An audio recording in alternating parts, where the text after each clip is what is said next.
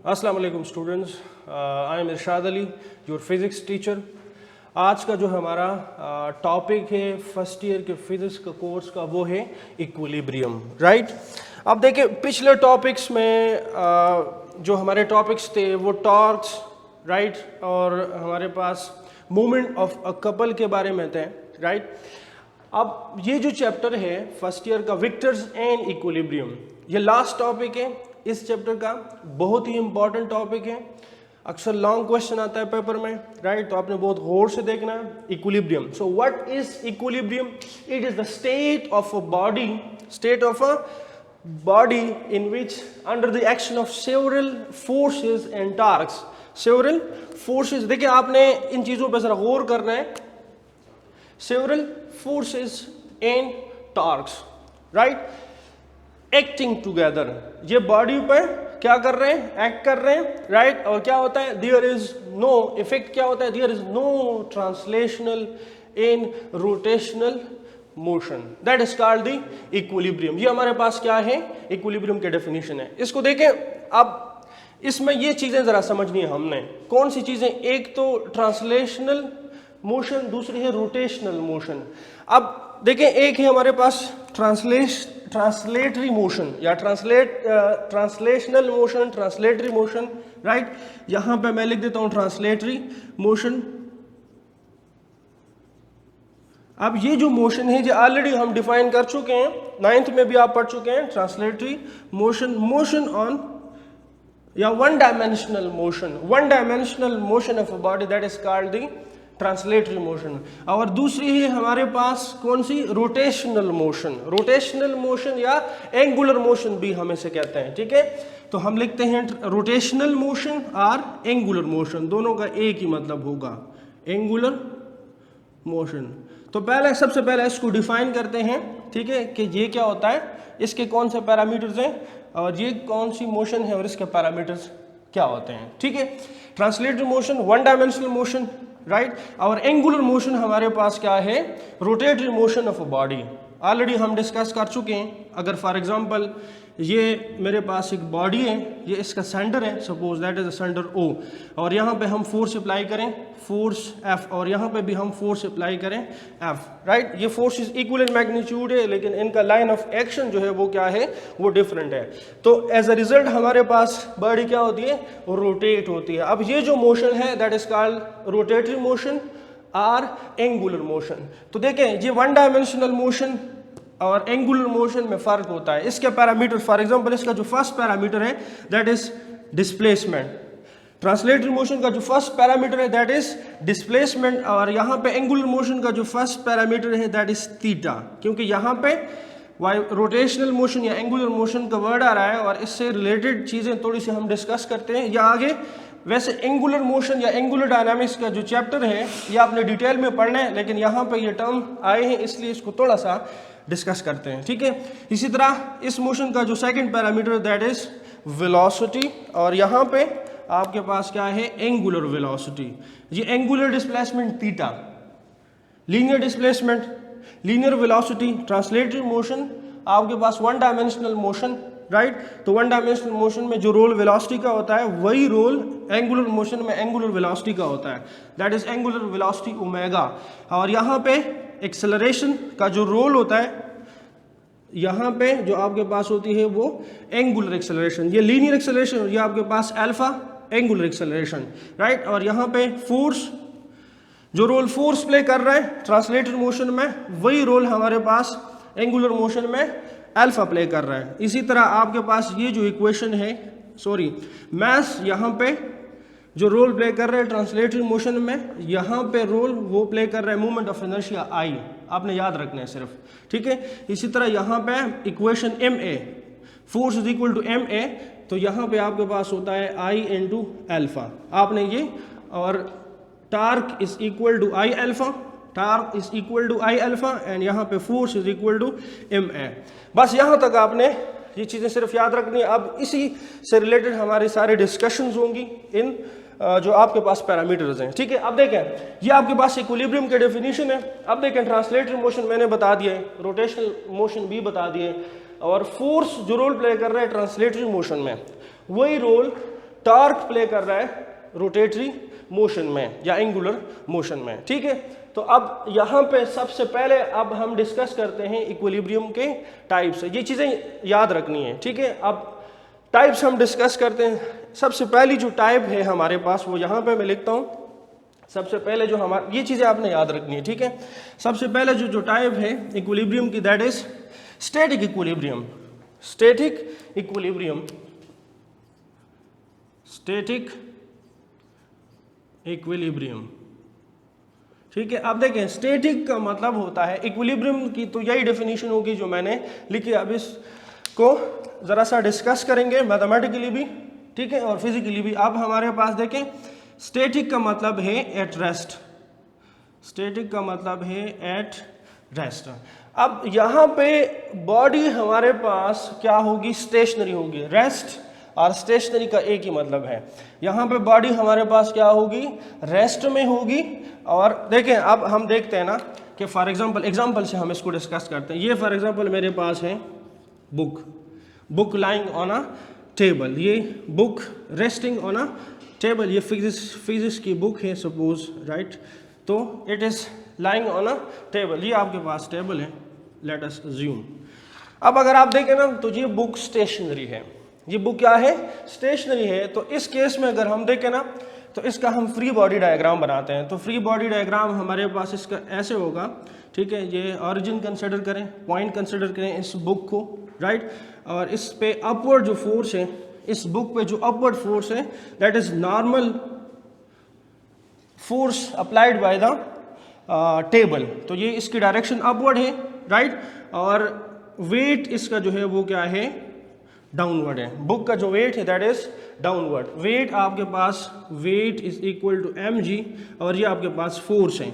इसी तरह ये भी आपके पास क्या है, नॉर्मल रिएक्शन, ये भी आपके पास क्या है, फोर्स है। अब देखिए यहाँ पे अगर हम देखें तो बुक स्टेशनरी है, बुक स्टेशनरी है। अब ये एग्जांपल हमारे पास क्या है, स्टैटिक इक्विलिब्रियम की है। यहाँ पे इसकी वेलोसिटी जो है वो जीरो है, वेलोसिटी क्या है, जीरो है।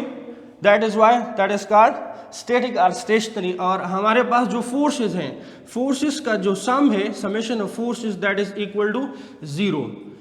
क्यों जीरो, देखिए अब यहाँ पे जो अपवर्ड फोर्स है वो बराबर है किस चीज के, डाउनवर्ड फोर्स के। Upward force N positive minus weight जो है वो नेगेटिव वाई डायरेक्शन में, ये पॉजिटिव वाई डायरेक्शन में, राइट। और नेगेटिव वाई डायरेक्शन तो इसलिए weight negative, that is equal to zero, क्योंकि ये इक्वल मैग्नीट्यूड और अपोजिट इन डायरेक्शन है, अपोजिट इन डायरेक्शन। तो यहाँ पे हमारे पास जो नंबर ऑफ फोर्सेस है वो 2 हैं। तो दो फोर्सेस यहाँ पे, 2 forces are acting on the body and the summation of these forces, summation ये जो सिंबल है आपका, ये हमारे पास समेशन मीन यहाँ पे हमारे पास इस सम में 2 फोर्सेस आ रहे हैं, ठीक है। ये 3 भी हो सकते हैं, ये 4 भी हो सकते हैं, ठीक है, डिपेंडिंग अपॉन द कंडीशन। तो अब यहाँ पे हम कह सकते हैं कि summation of forces on a body is equal to 0 and the velocity is also equal to 0। तो ये जो हमारे पास इक्विलिब्रियम है, that is static equilibrium, means number of forces are equal to 0, number of forces are equal to 0। देखें अब ये जो state है बॉडी की, ये चेंज नहीं हो रही है, ये चेंज नहीं हो रही under the action of these 2 forces. और the velocity of the body is 0, means it is stationary। so that this type of equilibrium is called static equilibrium। और दूसरी अब है हमारे पास डायनामिक इक्विलिब्रियम। दूसरी हमारे पास है डायनामिक इक्विलिब्रियम,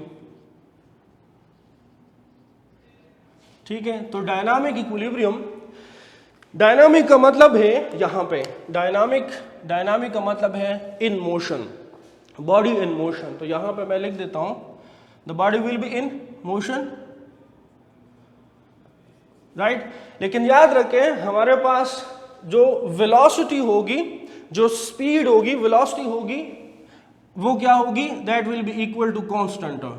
बॉडी मोशन में है, बॉडी स्टेशनरी नहीं है, बॉडी ऑफ मोशन में है। और number of forces acting on a body वो क्या होंगे, वो 0 होंगे, वो आपके पास क्या होंगे, 0 होंगे। अब एग्जांपल से इस चीज को समझते हैं कि बॉडी मोशन में है और नंबर ऑफ फोर्सेस कैसे 0 हैं, ठीक है। अब ये जो इक्विलिब्रियम है, ये जो इक्विलिब्रियम होगी, that will be called dynamic equilibrium. अब देखें फॉर एग्जांपल, मैं एक एग्जांपल लेता हूं, एग्जांपल फर्स्ट एग्जाम्पल से इस चीज़ को समझते हैं, ठीक है। अब हमारे पास है एक टेनिस बॉल, अ टेनिस बॉल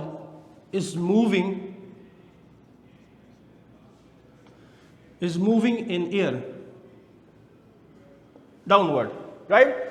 अब देखें, ये फॉर एग्जांपल आपके पास है टेनिस बॉल, ठीक है। इस दौरान अगर आप देखें तो इस पे दो फोर्सेस लग रहे हैं। ये आपके पास टेनिस बॉल है सपोज, और इस पे दो फोर्सेस लग रहे हैं। एक है ड्रैग फोर्स, ये ड्रैग फोर्स, इसकी डायरेक्शन क्या होती है, यहाँ से यहाँ पे मैं फ्री बॉडी डायग्राम बनाता हूँ, ठीक है। अब इस टेनिस बॉल पे दो फोर्सेस लग रहे हैं। एक है इसका ड्रैग फोर्स अपवर्ड, जो इस पे फोर्स रेजिस्टिव फोर्स लग रही है, that is called drag force. तो इसको हम डी से रिप्रेजेंट करते हैं, एफ डी से भी रिप्रेजेंट करते हैं, ठीक है। तो और दूसरा इसका है वेट इसका क्या है, दैट इज डाउनवर्ड। इसी वेट की वजह से ये डाउनवर्ड आ रहा है, ठीक है। तो अब वेट हमारे पास, ये बॉल है सपोज, फ्री बॉडी डायग्राम है, राइट। और ये आपके पास क्या है, weight is equal to mg। अब देखें, इसकी जो वेलोसिटी है ड्यूरिंग द मोशन, वो कांस्टेंट है। वो क्या है, वो कांस्टेंट है। वो क्यों कांस्टेंट है कि यहाँ पे अब हमारे पास सपोज मैं करता हूँ कि ये जो वेट है ये 1 न्यूटन है। वेट कितना है, 1 न्यूटन है। और ड्रैग फोर्स भी हमारे पास कितना है, 1 न्यूटन। मींस अपवर्ड और डाउनवर्ड फोर्सेस जो है हमारे पास क्या है, बराबर है। मींस जो आपके पास जो नेट फोर्स है, summation of forces acting on the tennis ball, that is equal to 0, क्योंकि जो इक्वल इन मैग्नीट्यूड है, forces equal in magnitude and opposite in direction. तो ड्रैग फोर्स अपवर्ड है, तो ये पॉजिटिव वाई एक्सिस, इसको plus D लें, और minus weight along negative Y direction. तो ये आपके पास इक्वल इन मैग्नीट्यूड 1 न्यूटन, और ये भी 1 न्यूटन। तो जी क्या हो जाएंगे, इक्वल टू 0। तो नेट फोर्स आपके पास क्या है, 0 है। तो नेट फोर्स जब 0 है, means net force is 0, means M A is 0, क्योंकि फोर्स हमारे पास बराबर है, ऑलरेडी मैं यहाँ पर डिस्कस कर चुका हूँ, फोर्स बराबर है मास टाइम्स द एक्सेलरेशन। अब इस चीज़ को ज़रा गौर करें इस पर, जब मास तो कभी भी 0 नहीं हो सकता, मास हमारे पास 0 नहीं हो सकता। तो ये प्रोडक्ट है ना, m इंटू ए, तो इन दोनों में अब हमारे पास मास जो है वो 0 नहीं हो सकता। तो कहने का मकसद ये है कि यहाँ पे हमारे पास क्या है, एक्सेलरेशन हमारे पास 0 है। एक्सेलरेशन 0 मीन्स, अब देखें एक्सेलरेशन को हम कैसे डिफाइन करते हैं, acceleration that is equal to change in velocity divided by time. तो एक्सेलरेशन, तो change in velocity divided by time, velocity में कोई चेंज नहीं है, because the ball is moving with uniform velocity. Net force जो है वो 0 है। तो अब इसकी जो वेलोसिटी होगी वो क्या होगी, वो यूनिफॉर्म होगी। क्या होगी, यूनिफॉर्म होगी और कांस्टेंट होगी। मींस अगर बॉल यहाँ पे इसकी स्पीड, अब ये इनिशियली नहीं होता, ये कुछ टाइम के बाद होता है, ठीक है। तो अगर यहाँ पे फॉर एग्जांपल ऑब्जेक्ट है, तो इसकी स्पीड वेलोसिटी फॉर एग्जांपल 10 है, तो यहाँ पे ये पहुँच गया, तो यहाँ पे भी 10 होगी। इसी तरह ये कांस्टेंट वेलोसिटी के साथ मूव कर रहे हैं। तो यहाँ पे अगर देखें ना, चेंज नहीं है, तो जब चेंज नहीं है तो आपके पास डेल्टा वी जो है 0 है, तो 0 बाय टी, चेंज नहीं है, change in velocity is 0, because velocity is constant. तो ये आपके पास एक्सेलरेशन क्या है, 0 है। एक्सेलरेशन हमारे पास क्या है, 0 है। तो इसलिए हमारे पास क्या है, ये हम कह सकते हैं कि वेलोसिटी कांस्टेंट है, that's why acceleration is 0, right. तो आपके पास ये डायनामिक इक्विलिब्रियम की, अब देखें, अब ये जो हमारे पास है ना, बॉल जो है वो ट्रांसलेटरी मोशन परफॉर्म कर रहा है। अब ये जो मोशन है दैट इज 1 डायमेंशनल मोशन। अब ये जो इक्विलिब्रियम होगी that will B dynamic translatory equilibrium, ठीक है। अब ये जो इक्विलिब्रियम है that will B dynamic translatory equilibrium, क्योंकि ऑब्जेक्ट हमारे पास क्या है, कौन सा मोशन परफॉर्म कर रहा है, हमारे पास ट्रांसलेटरी मोशन परफॉर्म कर रहा है। तो ये जो आपके पास एग्जाम्पल है, ये किस चीज़ की है, डायनामिक ट्रांसलेटरी इक्विलिब्रियम की है, ठीक है। इसी तरह अब हमारे पास है, अगर फॉर एग्जांपल दूसरा एक ऑब्जेक्ट है, हम कंसिडर करते हैं कि एक शीशा है, ठीक है, और उस पर बच्चे खेल रहे हैं। ये मैं यहाँ पर डायग्राम बनाता हूँ। अब ये अगर आप देखें दूसरे एग्जांपल है, ठीक है, या आप ये छोड़ दें, दूसरे एग्जांपल हम देते हैं rotation of earth. Rotation of earth अगर देखें, ये अर्थ सपोज, और ये अराउंड इट्स ओन एक्सिस जो है ये क्या कर रही है, रिवॉल्व कर रही है। तो अब देखें अराउंड इट्स ओन एक्सिस जो ये मोशन है, ये हमारे पास कौन सी मोशन है, दैट इज एंगुलर मोशन। ये हमारे पास कौन सी मोशन की एग्जांपल है, एंगुलर मोशन की एग्जांपल है। ठीक है, अब एग्जांपल दूसरा आपके पास है, दूसरा एग्जांपल अब हमारे पास है, the earth is moving around its own axis, the earth is moving around its own axis. अब ये हमारे पास एंगुलर मोशन की एग्जांपल है। अब देखें इस मोशन के दौरान हमारे पास जो इसकी एंगुलर वेलोसिटी है, अब एंगुलर मोशन में याद रखें, लीनियर मोशन में जो, ट्रांसलेटरी मोशन में जो रोल वेलोसिटी प्ले कर रहा है, एंगुलर मोशन में वही रोल एंगुलर वेलोसिटी कर रहा है। अब देखिए ड्यूरिंग दिस मोशन, अब इसकी जो वेलोसिटी है, angular velocity that is constant. Angular velocity क्या है, that is constant. Earth rotate कर रही है यूनिफॉर्म एंगुलर मोशन के साथ, राइट। तो angular velocity is constant, angular velocity is constant. जब एंगुलर वेलोसिटी कांस्टेंट है तो नेट जो टार्क है वो क्या होगा, वो जीरो होगा। क्योंकि पहले भी मैं डिस्कस कर चुका हूं यहाँ पे एग्जांपल में कि टार्क हमारे पास, टार्क टा हमारे पास बराबर है आई into alpha. Moment of inertia, I is moment of inertia, और अल्फा अब हमारे पास एंगुलर एक्सेलरेशन है। ठीक है, अब टार्क देखें इट इज इक्वल टू, अब यहाँ पे अगर हम एंगुलर वेलोसिटी हमारे पास कांस्टेंट है, ठीक है, तो अब यहाँ पे अगर आप देखें ना, एंगुलर वेलोसिटी कांस्टेंट होने से अब क्या होगा, ये जो एंगुलर एक्सेलरेशन है ये क्या होगी, alpha will be equal to zero, क्योंकि एंगुलर वेलोसिटी में चेंज नहीं है। तो अब देखिए अल्फा को हम कैसे डिफाइन करते हैं, alpha is change in angular velocity divided by time.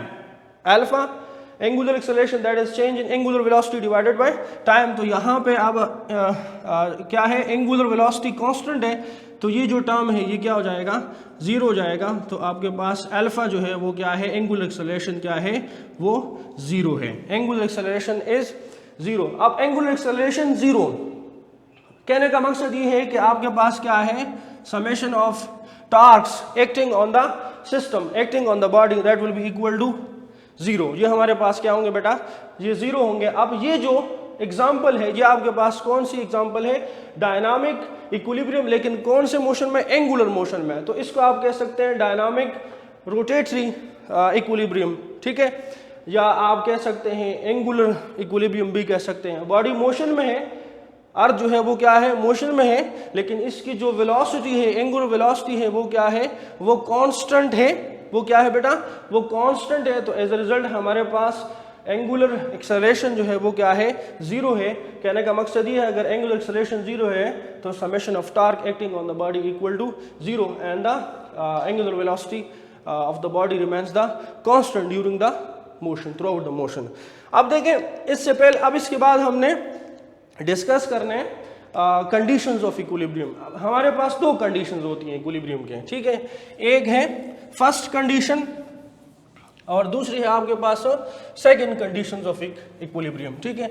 सबसे पहले हम डिस्कस करते हैं फर्स्ट कंडीशन ऑफ इक्विलिब्रियम।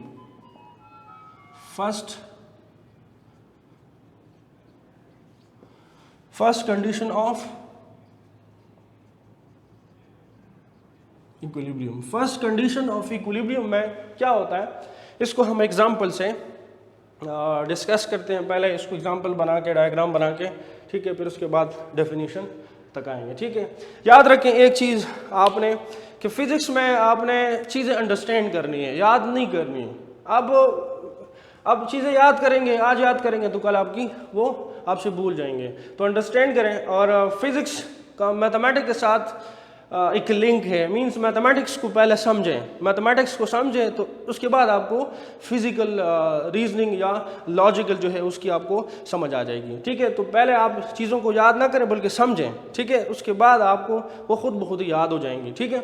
तो अब देखिए फर्स्ट कंडीशन ऑफ इक्विलिब्रियम मैं कंसिडर करता हूँ कि एक स्पाइडर है, स्पाइडर आप जानते हैं ना, ये SPIDER, ठीक है। अब सपोज ये स्पाइडर है दैट इज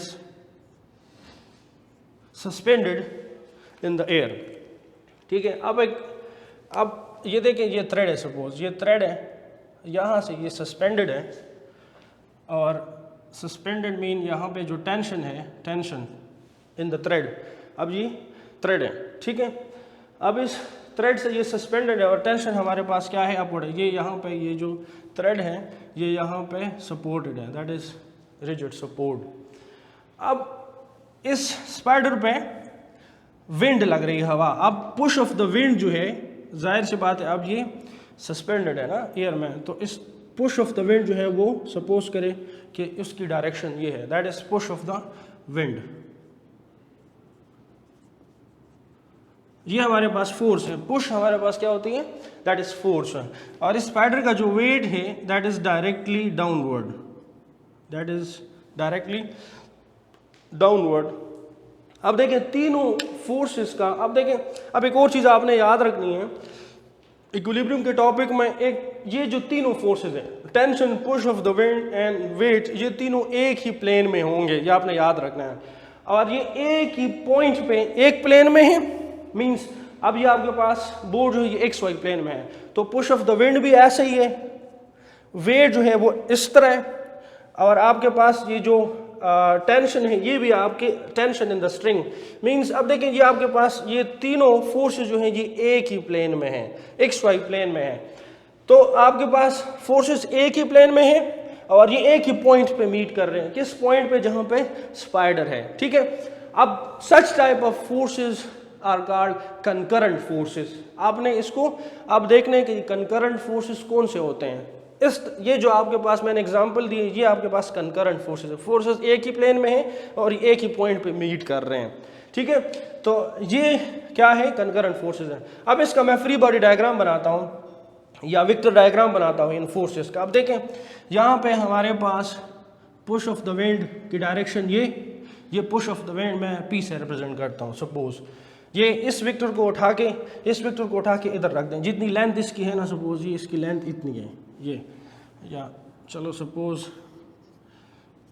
जितनी लेंथ इसकी है और जो डायरेक्शन है यहाँ से उठा के इधर रख दें इस वेक्टर को।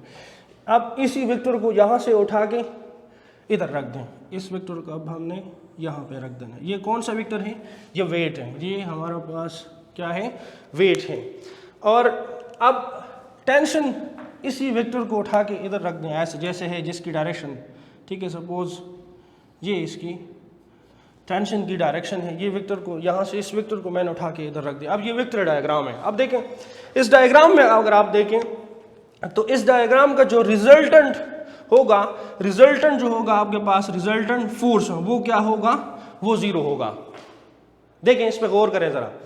अब अगर फॉर एग्जांपल ये टेंशन का जो डायरेक्शन है, ये अगर फॉर एग्जांपल ये ऐसे होती है, 1 मिनट के लिए आप सपोज करें कि ये टेंशन का जो वेक्टर है इसकी डायरेक्शन ऐसे नहीं है, ठीक है, तो इसके अपोजिट डायरेक्शन। अब देखें अब आपके पास क्या है, ये the joining of the tail. अब इसको देखें जरा, इसको, इस चीज को देखें कि the joining of the tail of the first vector with the head of the second vector, ये आपके पास हेड टू टेल रूल है। तो इस हेड टू टेल रूल में देखें आपके पास फिर क्या होगा, P plus W that will be equal to T।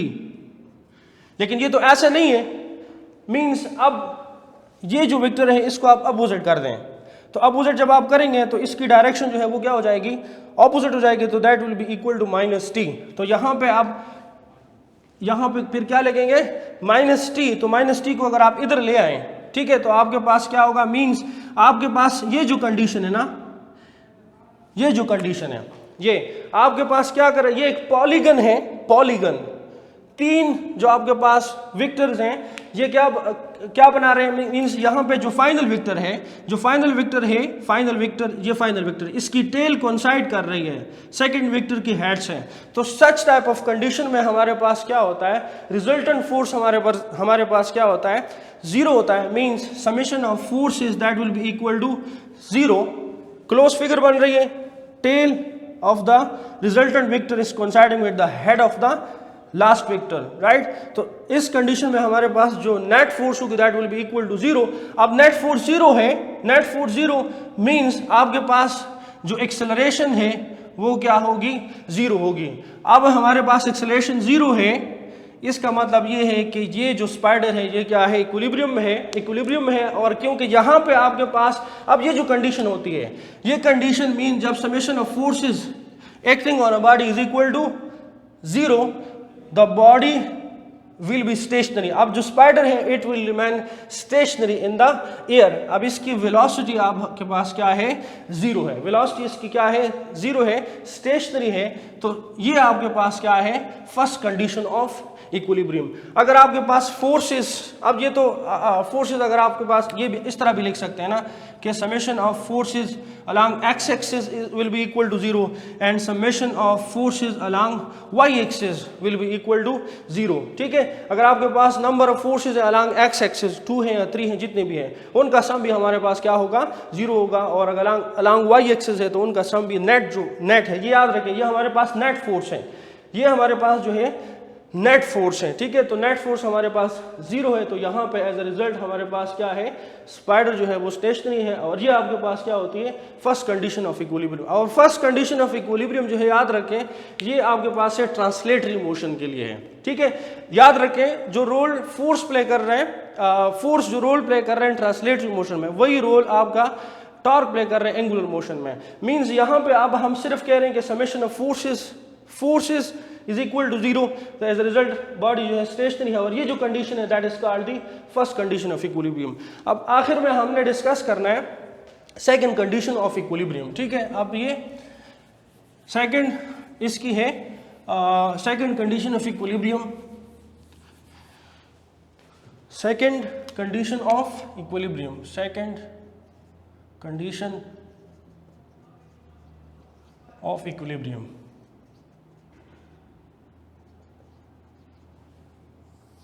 अब याद रखें, अब सेकंड कंडीशन ऑफ इक्विलिब्रियम जो है ये हमारे पास एंगुलर मोशन के लिए है। एंगुलर मोशन में जैसे ट्रांसलेटरी मोशन में हमारे पास summation of forces acting on the body is equal to 0, तो वो जो कंडीशन होती है या वो जो स्टेट होती है, ठीक है, उसको हम फर्स्ट कंडीशन ऑफ इक्विलिब्रियम कहते हैं। और अगर हमारे पास summation of torques acting on the body, net torque acting on the body is equal to 0, right, तो इस केस में हमारे पास क्या होता है, ये जो कंडीशन है that is called the second condition of equilibrium. यहां से मैं एक एग्जांपल लेता हूं, सपोज कि ये आप एक सीसा ले लें, ठीक है, इसका पिवट पॉइंट है एक्सिस ऑफ रोटेशन O, यहाँ पे एक वेट है, ठीक है, that is downward W1, weight is downward, और इस पॉइंट से लेके यहाँ तक ये मूवमेंट आर्म R1 ले लें सपोज, राइट। दूसरा यहाँ पे एक वेट, ये आपके पास वेट 2 है सपोज करें, राइट, और ये जो मूवमेंट आर्म है यहाँ से यहाँ तक that is R2, right.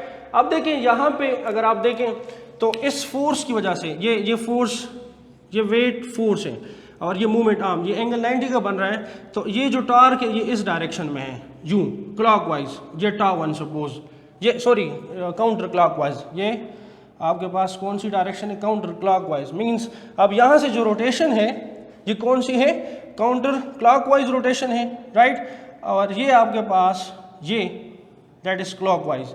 Means weight 2 की वजह से जो रोटेशन है दैट इज क्लॉकवाइज। मींस अब आपका जो क्लॉकवाइज, देखें एक चीज़ याद रखें कि एंटी क्लॉकवाइज जो टॉर्क है वो हम क्या लेते हैं, पॉजिटिव लेते हैं, तो τ1 पॉजिटिव और माइनस, कहने का मकसद ये कि यहाँ पे जो टॉर्क होगा फोर्स और मूवमेंट आर्म की वजह से वो टॉर्क होगा τ1, और इसकी वजह से जो टॉर्क होगा ये आपके पास क्या होगा, τ2 होगा, that will be equal to 0, because आपका क्या है, ये आपके पास सिस्टम इक्विलिब्रियम में है। तो यहाँ पे अगर आप देखें तो नेट जो टॉर्क है, नेट टॉर्क वो क्या है, summation of torque is equal to 0। अब ये जो कंडीशन है that is second condition of equilibrium, और यहाँ पे अगर आप देखें summation of τ is equal to 0, means आपके पास क्या है, angular velocity is equal to 0। Angular velocity अब हमारे पास क्या है, 0 है, तो ये जो कंडीशन है that is called the second condition of equilibrium. ठीक है, अच्छा, उम्मीद है स्टूडेंट्स आपको समझ आ गई होगी। इसके बाद जो हमारा टॉपिक होगा वो होगा कंप्लीट इक्विलिब्रियम का। ठीक है, तो नेक्स्ट लेक्चर में हम इस चैप्टर को वाइंड अप कर देंगे। ठीक है जी, अल्लाह हाफिज़।